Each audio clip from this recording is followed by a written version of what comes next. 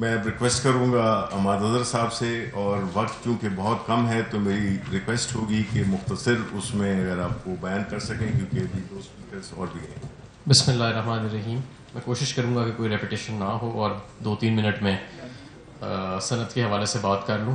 سب سے پہلے کووڈ کے حوالے سے بہت ضروری تھا کہ کووڈ میں ساری دنیا کی انڈسٹری اور کاروبار ڈسٹریس میں جا رہے تھے. پاکستان نے ایک فرق راستہ اپنایا.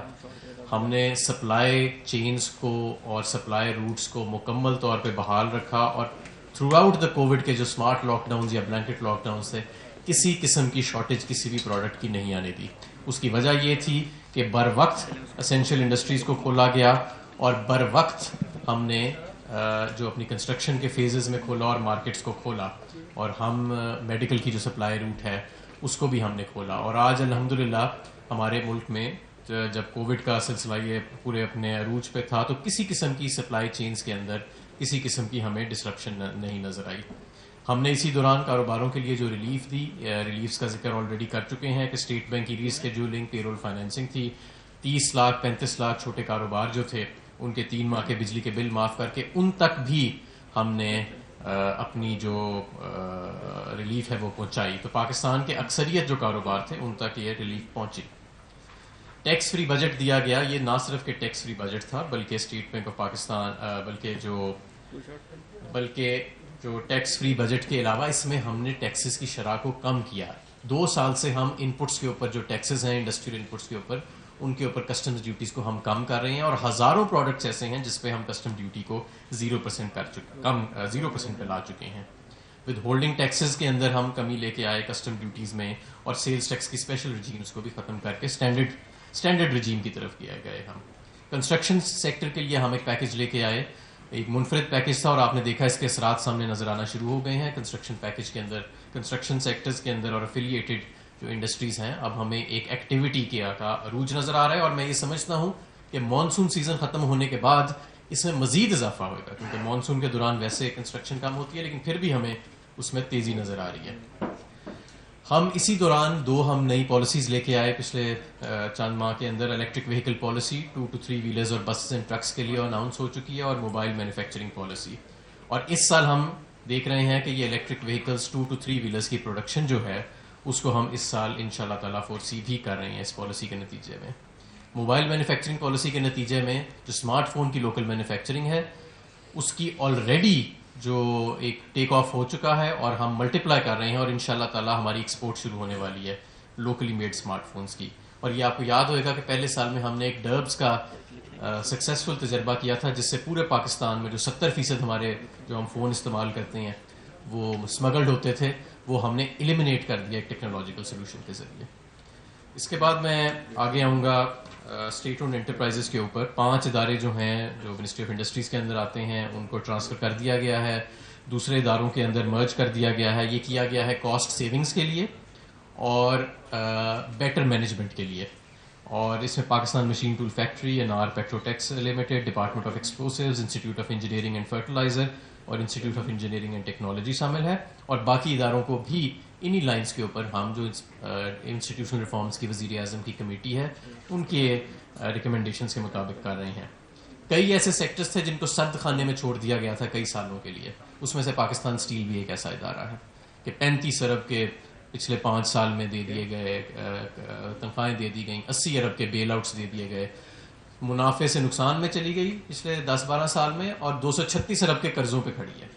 تو اس کے اوپر جو بڑے فیصلے کرنے والے تھے ان کو حکومت نے آپ نے دیکھا کہ ہیڈ آن لیا ہے، اور ہم اب پرائیویٹائزیشن کمیشن کے ساتھ کام کر رہے ہیں کہ تیزی سے اس کو اب ہم ایک جوائنٹ اسٹیک ہولڈر کو ہم اس کے اندر لے کے آئیں. ایک طرف حکومت ہوئے گی اور ساتھ ہمارا ایک جوائنٹ اسٹیک ہولڈر جو ہے وہ انشاءاللہ پرائیویٹ سیکٹر کا ہوئے گا، اور جو بھی اس کے ایڈمنسٹریٹو مسائل ہیں، انٹرنل مسائل ہیں، اس سے پہلے اس کو ہم حل کر رہے ہیں. فرٹیلائزر سیکٹر کے اندر بھی ہمیں بہت زیادہ تیزی نظر آ رہی ہے.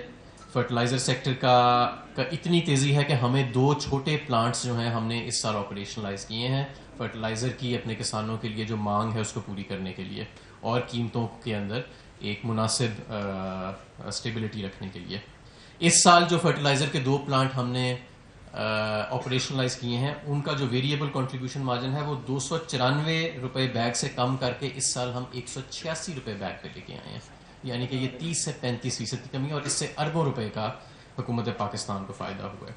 پاکستان میں پہلی مرتبہ شوگر کارٹل کے اگینسٹ وزیر اعظم نے نوٹس لیا, اور ان کارٹلز کے اگینسٹ ہم نے نہ صرف نوٹس لیا, ایک شوگر انکوائری کی رپورٹ بنی, مرتب ہوئی, اور ایک شوگر انکوائری کمیشن سامنے بیٹھا اور اس نے ایک رپورٹ دی. اور اب ہم شوگر ریفارم کمیٹی جو ہے وہ وزیر اعظم جو ہیں اس کا ایک کانسٹیٹیوٹ کر چکے ہیں, جو تیزی سے اپنا کام جو ہے وہ جاری کری, اور ہم انشاءاللہ تعالیٰ 1 ماہ کے اندر اندر اپنی سفارشات سامنے لے کے آئیں گے. آخر میں ابھی موجودہ صورتحال کیا ہے صنعت کی, کچھ اس کا بتایا حفیظ شیخ صاحب نے بھی. سیمنٹ کی سیلز جو ہیں وہ جولائی 2019 میں جولائی 2020 کے مقابلے میں 41% زیادہ ہیں. اس میں ایکسپورٹس کا بھی عمل ہے, دخل ہے, اور لوکل سیلز بھی. فرٹیلائزر کی سیلز یوریا کی جولائی 2020 میں پچھلے سال کے مقابلے میں 22% زیادہ ہیں. ڈی اے پی کی سیلز 29% زیادہ ہیں. آٹو موبائل انڈسٹری جولائی 2020 میں 27% زیادہ آٹو موبائل کی سیلز ہیں کمپیئر ٹو جولائی 2019.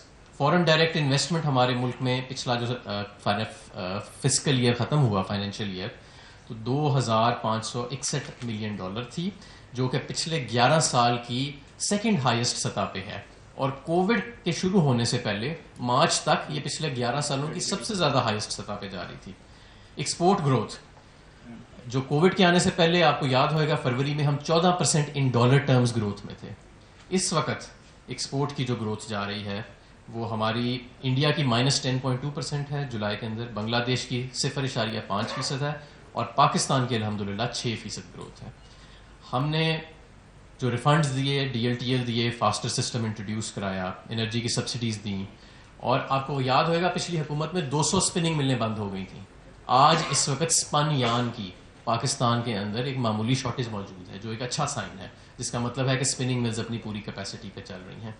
یہ ہمارا ایک بریف وہ تھا. میں آخر میں آپ کو فیٹف کے حوالے سے بھی بتا دوں, جب پچھلی حکومت کے دور میں ہمیں نامینیٹ کیا گیا گرے لسٹ کے اندر, سخت ترین جوائنٹ گروپ کا ایک ہمیں 27 ایکشن آئٹم دیا گیا, جو آج تک کسی دنیا کے ملک کو نہیں دیا گیا تھا اتنے چھوٹے عرصے میں اتنا بڑا ریکوائرمنٹ.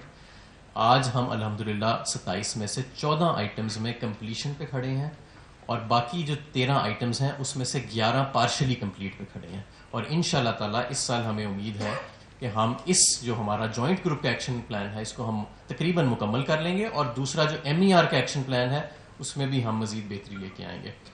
پہلے پاکستان کو فیٹف کے پلیٹ فارم پہ یہ ہمیں تنقید کی جاتی تھی کہ ہم ڈیلیور نہیں کرتے. اب آپ نے دیکھا پچھلے 1 سال میں انٹرنیشنل کمیونٹی سے ہمیں وائڈ ریکگنیشن ملی ہے, اور انشاءاللہ تعالیٰ جو ہم نے اب لیگل امینڈمنٹس بھی پاس کی ہیں اور مزید کام ہو رہا ہے, اس سے ہمیں مزید ریکگنیشن ملے گی. شکریہ.